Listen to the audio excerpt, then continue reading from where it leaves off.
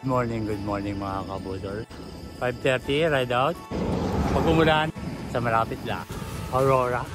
Naka 1 hour and 24 minutes tayo. Time check, 8:20. Naka 80 kilometers na tayo. Ayun, nasa likod ko, yan ang Kapitolyo ng Lanao del Norte. Ito naman yung park niya. Talagang mauumay ka sa Patay. Para masaya mahal ka pa.